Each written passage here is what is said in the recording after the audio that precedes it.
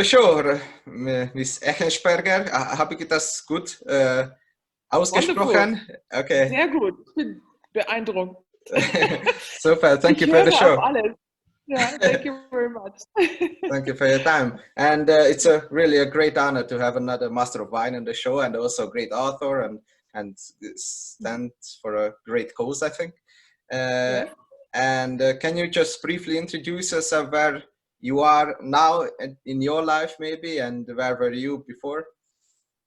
So I was working also a long time in gastronomy, if you mean that. I was a sommelier for around more than 10 years in Mm-hmm. different starred restaurants. The last one was a three-star Michelin restaurant in the neighborhood of Cologne, the restaurant Vendôme. Maybe you heard about Mm-hmm. Joachim Wissler. So, and then, I made myself self-employed. I went for the Master of Wine, which I happily made it. And since 2011, I'm self-employed. I'm working as journalist, as a consultant. I do wine lists and stuff like that. But I'm also writing, and my passion is about biodynamic wines. And I had the great fun or the great honor to write a book about it. And this was finished in September. And here we are. And I have 2 kids. That's why I don't have makeup and a look. Not No just time for a hairdresser or something. not just honest wines, but honest life situation, or? Yes, that's right. And your book called Von der Freiheit, den wichtigen Wein zu machen, oder? Yes, And absolutely. what is the translation? Is it also in English, by the way, the book?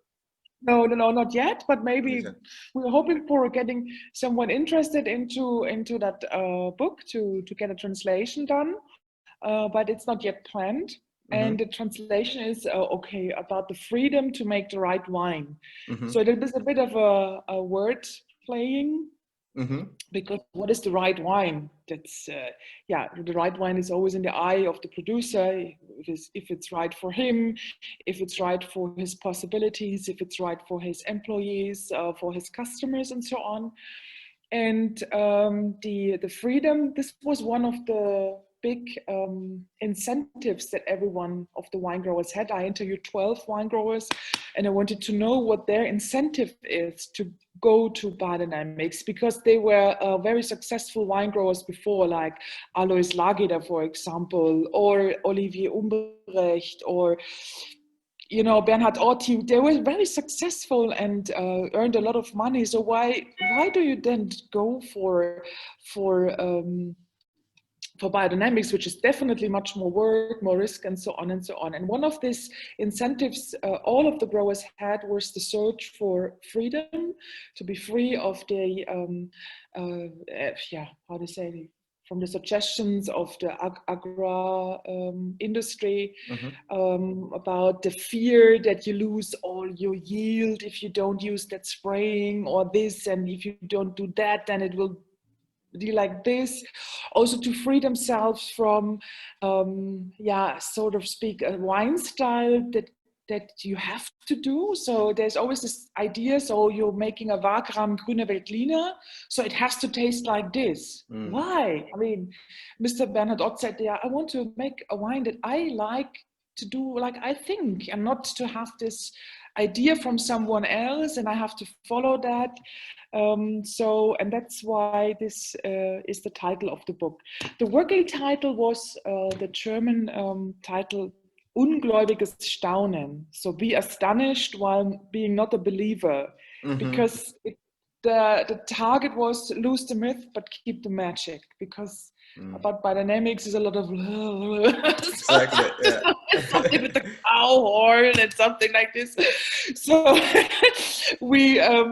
I want to do a bit more an objective view on everything. So, but then it was a title anyway. Perfect. And also, I think just in time, because I think that's kind of getting, not trendy, it's not the right word, but I see more and more biodynamic vintners, to be honest, or more and more vintners are turning into at least organic viticulture, but still a lot of mysticism around it, right? Also, Yes, what you absolutely. mentioned. Yeah, I think there's also a big problem that there is not an official school. So if you're a winemaker and you are interested into that subject, there's not something you can Google and okay, there is a school or something where I can attend and get more information. It is all about finding your way, and then it's also a bit of luck that you find the right person who really has also a practical view on it.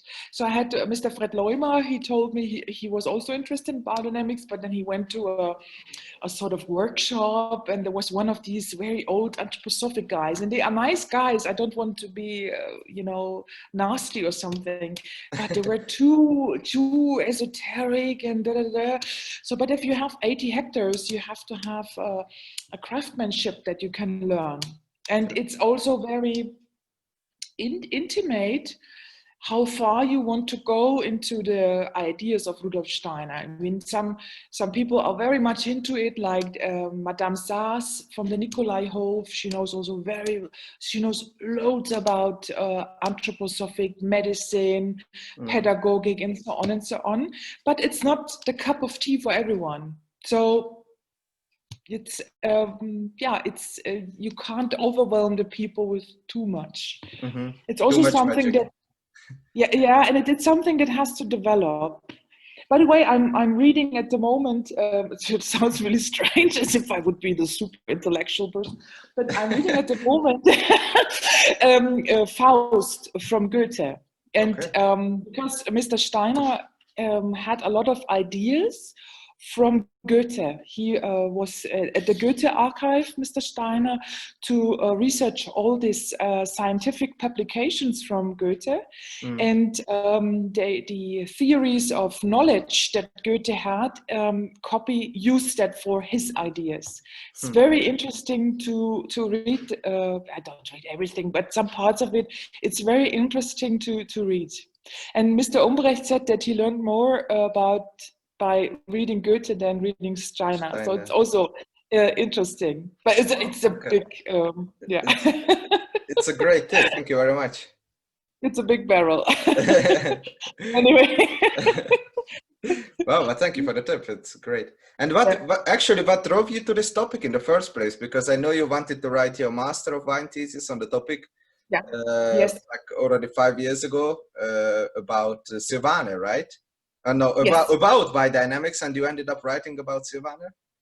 Yes, I wanted to write about biodynamics, but it didn't went through. But it was also okay, because if you start to learn about biodynamics, it's like being in love, it's like, oh, I'm so fascinated, and yes, and that's the future. So, and then it's maybe too much. So, and it was not the right time as well to do it in 2015. Also from my side, I was not that far enough in my research on that things, and also to get a bit of a distance and to be trying to be more objective and so on.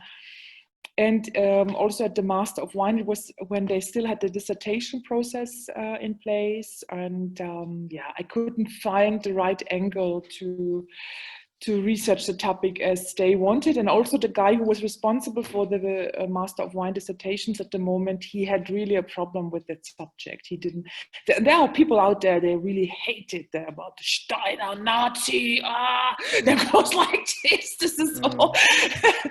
And it didn't work out, but it's okay. I'm very happy how it went. And I wrote about Sylvaner, which is also a very nice topic, and I'm a big fan of Sylvaner. I'm located in Munich, so that's Bavaria. There's in the neighborhood Franconia. Logical move. That's absolutely a fantastic, great variety and great wines. So I did Sylvaner, it's perfect, and now I could do a fantastic book on biodynamics, so everything is okay. Perfect. I can't wait to read that. And because before we go into any details or very specific cases, could you maybe just delineate the main cornerstones of the biodynamic winemaking, especially the qualities that vary from the organic one? because I think that's where maybe the secret lies, and from the very beginning, maybe, meaning the vineyard treatment to the final product in the glass. So how does it differ from the organic one, actually, just in broader terms? I think the thing with biodynamics is that you have a different view on everything. So the difference between conventional and organic and biodynamic is that you don't use chemical sprays and no fertilizers and so on. And the difference between organic and biodynamic is that organic still has this materialistic scientific view on everything, while biodynamic uses the special philosophy and a special view on agriculture, this holistic view that gives you another creativity and ideas how to treat the vineyard, how to treat your soil, how to work in the cellar. So I think that's the biggest difference. What is the truth in truth is a big word. How can you get to know things by a very abstraction way of science, or if you research in a holistic way? And yesterday was Georg Meister here, and he made a very nice example. Okay, it's difficult for me to speak about that in English, but I try it. So it's about how does a vine want to grow? He wants, what is the natural way of growing of a vine? So he wants to grow up.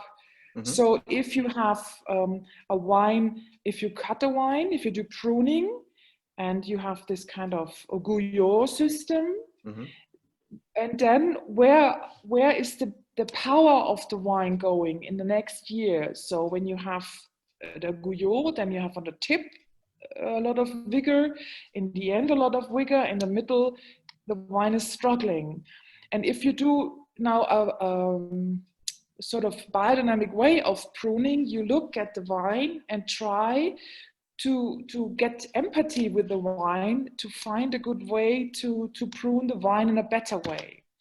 I don't know if does it make sense. It's maybe also difficult to explain it in English, but it's the special way of looking at the agriculture from all the four levels. That is the anthroposophic natural picture: the soil, the plant, the animal, and the human being, which always is in an interaction.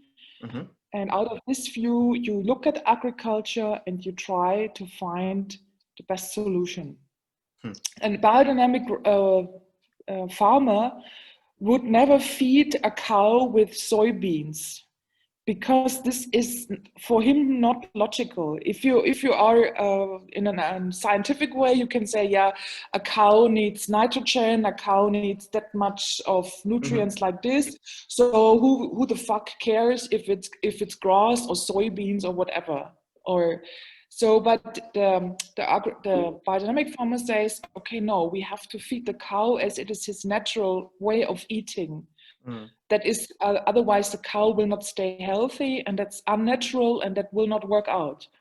So that's the different view on that. And actually, the biodynamic farmer is right. If you look at 20 or 30 years ago, where cows were fed with meat, you know, with it, and then you get the cow mat disease. Exactly. Yeah. It was because the cows were not fed like they were normally fed.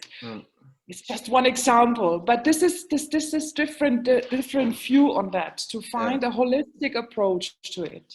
And actually, just common sense, or it's just how our ancestors and how the animals lived like for thousands of years, and. That's also was kind of Steiner's idea that, or maybe Goethe's, I don't know, that the farm should live off what they originally have, right? It should be a closed system and should work on its own, right? Without buying anything. This is the ideal. I think also what is very important is that we need science. It's absolutely important, but you have to put the knowledge into a thoughtful system. If you just have only a few parts of knowledge, and what does it mean? So but we need definitely, we are not against science. It's not that, you know what, what I mean? That's sometimes the difficulty that the people think, the biodynamic people, they don't believe in science. And then we have all these problems with the times of Corona, with people who denying everything. And that's, we don't want to have anything to do with it. Yeah, true.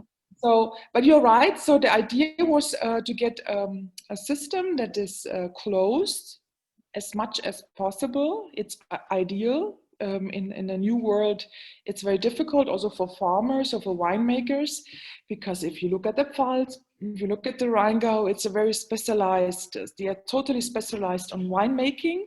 So they don't have the place to have a field where they can keep some cattle or something. So they don't have the knowledge anymore. I mean, you can't buy some cows and put it in your garden. And if you don't know how should I feed them, how is the law? I mean, we have super high-end laws when you know, it's very difficult. So, but they can look for a partner who is a farmer and then work with partnerships. That's also possible. And this, with this circle, this is not what Steiner invented. We had that in the 19th century from an agricultural scientist in Germany called Thaer. He was one of the first agroscience person in the world, and he formulated this system of the circle in an economic manner. He said that's the best way, it's the best economic way to do agriculture, because you don't lose anything, you don't have to buy anything, and it works on your own and so on. This is also from the economic background the best. But of course, the economic situation has changed also with the subsidies and so on and so on. So this is, but in the 19th century, this was the normal case of a farm. Also that you have cows, that you have plant growing and so on, because on the market there's always something where you get a lot of money and something where you don't get that enough money. So you could balance it out. Perfect. And I just read a great book, Authentic Wine. Do you know this maybe? Yes, from Jamie Group. Genau, and Sam Harrop. Yeah. I have it here. It's over there. Did you like it as well? Yes. Mm-hmm. It's also absolutely a great book, I think. And they said something similar, or they wrote that the key challenge really for research on biodynamics is to show that the use of biodynamic preparations and the timing of their application has a greater efficiency than organic farming. And that's, I think, a great point. And but you also tend to refer to a study, which is an ongoing study, I think, in Geisenheim, right?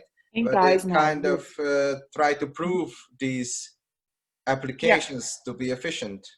Can you please introduce the listeners to this study, just in broad terms? So I think this is a very interesting chapter in the book on the Geisenheim field study. It is interesting for several reasons. First of all, Mr. Professor Dr. Randolph Kauer, he told me that he is so far the first and the only one who has a professorship for organic viticulture in the world. So that's the first thing that I found quite crazy. I mean, we have this pantheon of different universities like Davis, Montpellier, and so on and so on. I didn't research if he is right, but he told me that. So obviously there are not so much different other professors for organic viticulture. To be able to start with this research project in Geisenheim, they had to fight a lot of fights because a lot of people were saying, what the fuck? I mean, you biodynamic on Geisenheim, one of the most super high-end universities, and with the cow horns, are you crazy, man? And so on. Also, the biodynamic people were afraid, because they are also afraid, because everybody was afraid about his certainties. So The way that they could start this field trial was there was some private financing that helped to start this project. And that this project can run now for 14 years is also thanks to the help of a private financer. Mm-hmm. So normally a cycle on the university is 3 to 6 years. So normally there should be, after 3 or 6 years, then this field trial is done. And now they start to do some very special soil research with this DNA sequencing, because they're working together with the university in Copenhagen. They have this very super expensive machine. Mm-hmm. Geisenheim doesn't have such a machine. So they start now after 14 years with doing this special research on the soil, about the difference in soil, which is very, very complex, because the soil microorganisms are changing with temperature, with humidity. So it's not understood how this all is working together. So is it a big difference if you miss this kind of fungus, or is, how this all works together? They start to research it now. So I think when I always hear, biodynamic, it's not research, that it works out, it's a bit of a self-fulfilling prophecy, because where are the field trials around the world, and where's the money to put into the research and to find all that stuff out? And for a lot of things, we don't have yet the machines to research it. One is that they harvest the grapes on the same day, they do the vinification the same way, and so on. The taste different, but the analytics are not significantly different. So what are the analyticals? It's pH, acidity, blah, blah, blah. So but they taste different. But analytically, they can't feel really there's not so much difference. So is there a difference now, or maybe we can't measure it yet? So and it's their own plot, or belongs to the university? Yes, absolutely. Yeah, it's a field, and it belongs to the university. It's somewhere behind the buildings. There's this vineyard over there, and they there's some different rows. Some rows are conventional, some organic, some biodynamic, and then they switch. So that it's a very special way to be from the methodology correct, that you have to have them like this, and then you have to mix it, and not always the conventional is next to the organic, so it also has the biodynamic is next to the conventional. Okay. So that's how it works. Okay, and they planted Riesling probably, or? Yeah, Riesling, yes. Of course. What else? But it's anyway. But it's interesting that the analytics are not that different, but the taste is. So how was the taste different? Do you know that? This I don't. I didn't taste it myself. This is what the researchers told me, and they did some crystallization. Do you know that's also in the biodynamic world known? The copper crystallization thing, where you put a liquid on a copper sulfate plate, and then it crystallizes, and it gives a different picture. And they sent the wine to a guy in Bonn. He's he's responsible for biodynamic agriculture on the University of Bonn, blind, and he knew, according to these pictures, which wine was organic, conventional, and biodynamic, just by how different it looks. So I haven't heard of that, but I'm gonna look it up. Yeah, this copper crystallization. It's also in the book. It's mentioned. So perfect. Also, this is quite interesting as well. Yeah, I think that why it gets so much attention, biodynamics, is that a lot of people feel that there is much more out in the nature than science knows, and the feeling for your soil, for your plant. It's not only always about the scientific way, what is biodynamic, it's also about the human being. How do I feel as a wine grower? How do I feel better? If the person from BASF coming into my house and say you have to spray this and this and this, it's also that there are so cognitive dependencies made by these agricultural companies, that you have a spraying app. Then it says, okay, today your vine has 5 leaves, now you have to spray this, and so on. And on a certain point, as wine growers in the book, or so many others said, why?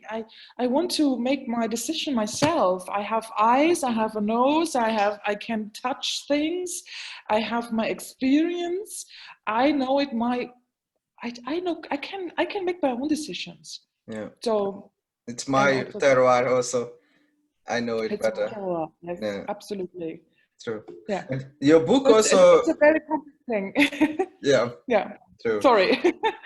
And your book also features a lot of winemakers, like from a number of countries, right? So with different terroirs, with winemaking history. So, for example, Alsace, Burgenland, Alto Adige. So did you notice like any relevant similarities among the biodynamic practices in these places? So what kind of cattle do they use, or what kind of preparations, or?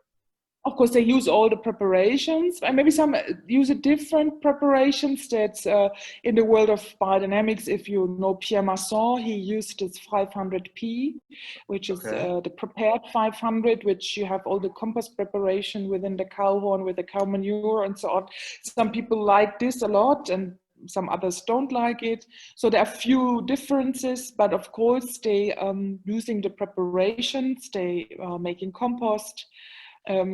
That's what they have definitely in common, of course, and also the theory behind it. Absolutely.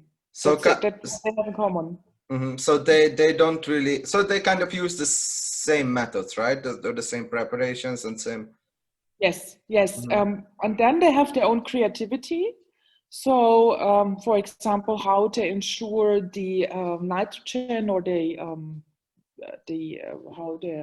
how they do the nutrition for the vines, because a Grüner Veltliner has a different need for nutrition than a Riesling. Yeah. And for example, Fred Leumer uses a leguminose, he grows special grass in his vineyards. Okay. And then he uses compost teas.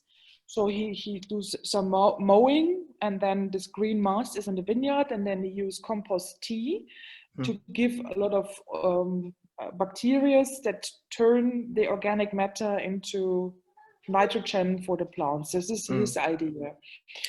Franz Weninger, he has a mix of terra preta, so with the charcoal and compost, and using only little bits of compost for his vineyards. He's working with Blaufränkisch, and he says he's very happy with 25 hectoliters per hectare. He doesn't want to have more. He doesn't. So everyone has then his own creativity and ideas. It's also definitely different when you start with biodynamics and your vineyard has not yet the balance. You have to do much more compost work. When you have done it for 15 years, you don't need compost anymore as like a lot of mass or so. It's just an impulse to get the microbes and so on, that all the things are running. Yeah. So I found very different ideas. As one example about the composting and how are they using the compost preparations, in which way they use it. This was for everyone different. That's fantastic. Biodynamic lives about individuality, and what is working for Riesling in the Mosel region doesn't have to work necessarily for a Grüner Veltliner in Wagram or for a Gewürztraminer in Alsace. And also we learn a lot about different soil types, and that's where it comes to play probably. So if you have a very stony soil or a loamy soil or a chalky or yes, absolutely, absolutely. That's, by the way, something what I want to do next. It's Steiner wrote in his third Vortrag about the different materials. So if it's chalk or silica. And I want to try to find a way. How can you taste it? It's I found it very amazing when I tasted the wines from Peter Bernhard Kühn in the Rheingau, which is underground is the silica, which gives always a structuring element. This is for me very typical for Rheingau Riesling. This really straightforward, backbone of acidity and so on. And there's a bit of a chalk layer on it, which gives roundness, it's seductive and so on. And when you taste the St. Nicolaus, you have that. I found it so amazing that you have that, you can taste it. So that will be one of the next projects, to find out if there is some correlation on that, or if it's just, I don't know, if you can taste it or not. Wow, I can't wait, because I think that's another controversial topic in the wine, but like the biodynamics and maybe also the minerality or the soil types, for example, the volcanic rocks or volcanic soil types, or it's actually a great book also from another master of wine on volcanic wines, John Sabo. Okay, I didn't read it, but I heard about it. He wrote about volcanic wines, exactly, all around the world, Also in Hungary, where I come from, it's on the northern side. There is a great biodynamic vintner, Bence, and but there are like 3, 4, 5 different hills or ancient volcanoes with basalt on it.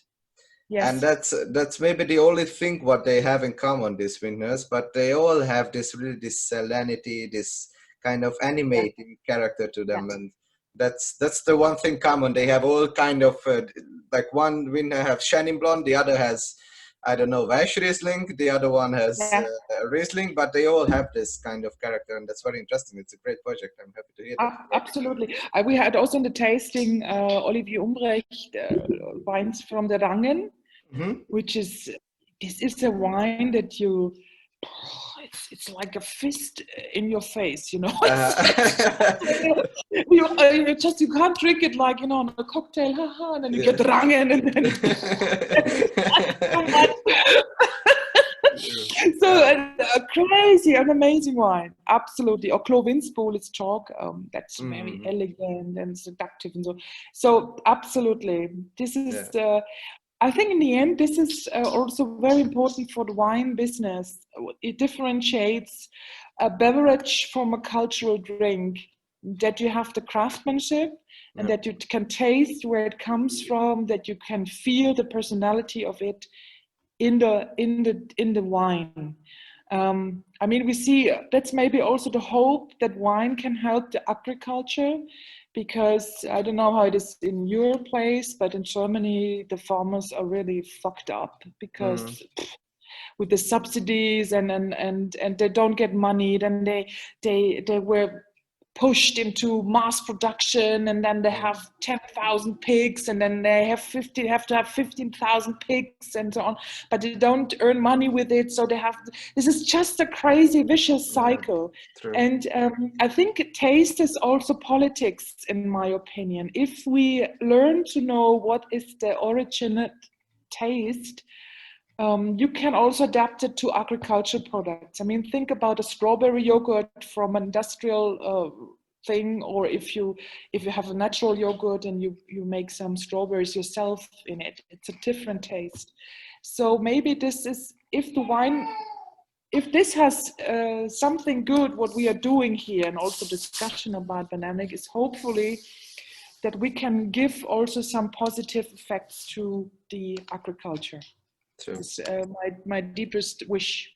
And also just a push from monoculture to common sense, actually. To common sense. I think it's also, I'm sure that there will be a change towards organic agriculture.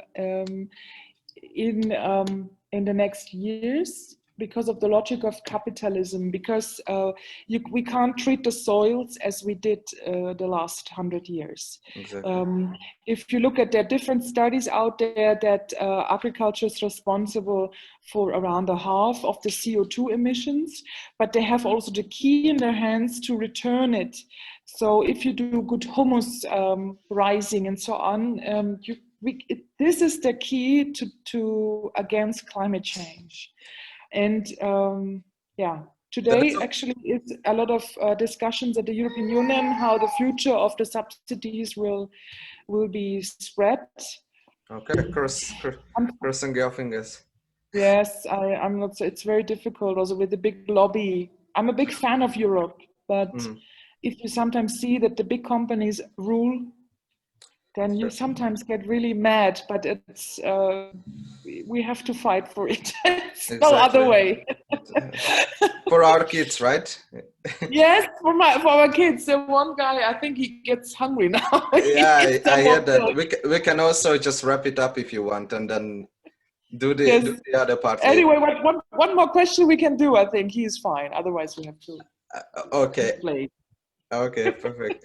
So maybe just maybe one of the main questions of this conversation, that imagine for a minute that we are at a blind tasting situation. So do you think you would be able to pick a wine that were made in a biodynamic terroir in contrast to a conventional vineyard, and why? So I think that's a very good question and very difficult to answer. Even if we have biodynamic wines that are also they use in the cellar yeast, or I think you can maybe not like a cloudy bay, but you can with certain techniques also make a very upfront fruity Sauvignon Blanc with biodynamic methods.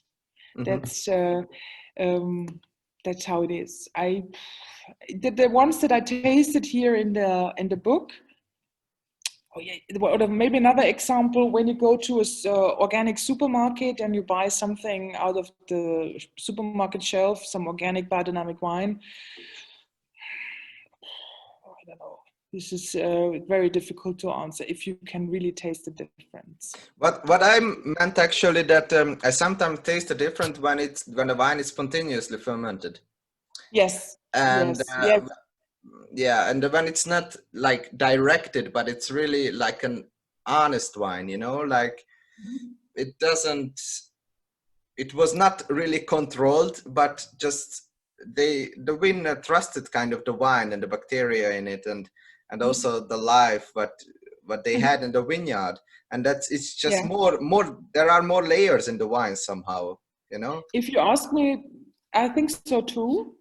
But as a master of wine who did a lot of blind tastings, I knew that blind tastings are very humbling. And so if you ask me, because I tasted the wines from the winemakers for the book, I totally agree on that. So that you have, those wines are maybe not the ones for the nose. They are not the upfront fruity, tutti frutti wines. They have more structural elements. They are also more, for me, very persistent on the palate. And for me, it's that you feel the different soil types according to the structure of the wine, how they are laying in the mouth. If it's like creamy mouth feeling, or if it's like this silica, if it's like on the mid palate, very straightforward. If you have this smoky aftertaste, very deep in the throat, like the volcanic soils have. So I found that very much in those wines. But in a blind tasting, if you have 50 wines on the table, just quick. I think maybe I could do it, but yeah, maybe not with 100% security. I don't know.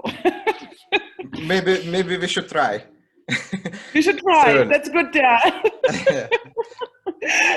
And also, when you're a master of wine, you can't go anywhere without getting a blind tasting. So you go for a nice dinner somewhere, and then someone brings you a glass. Can you taste it? Do you know what it is? And then you get some Mongolian orange wine from Sauvignac. Oh, you didn't taste that? This is Yeah. Mongolian Sauvignon. Oh, yeah, no. You are not worthy of your title then. Yeah. You're not a master of wine. Yeah. And Romana, I've already listened to some of your interviews and some interviews with you, and but I always found very wise and appealing that you never actually said a wrong thing against conventional winemakers or farmers, but you rather encourage a discussion and like aspire a long-term plan for the cooperation. So do you see that also that this is a trend, and more vintners are going to turn into biodynamic practices, and should we enforce it somehow, or how can we enforce it? I think this is something, I don't like this black and white thinking, because it's, if you know how agriculture works, I know some people who are working organic today, their parents were, they sold spraying agents. So this is very hard generation conflicts they had to do before they could start organic. So this is a very complex process. And I think what I found, for example, when I interviewed Leon Boesch, Mathieu Boesch in Alsace, he said he's doing now organic since 15 years, and his neighbors stopped now using herbicides because they see that it works. And this is a step forward. And the people who are not using herbicides anymore are really convinced about it, and then it becomes the next step. I think it's the better way than of being the organic revolutioner and pushing people, being against people and so on. We went together 100 years in the wrong direction. We can't change it within 5 years into another direction. Yeah, true. So, but we need also very good science. So if you ask me honestly, because one thing is about the copper discussion, you know, copper is used against mildew. Of course, when people, wait just a moment. Okay.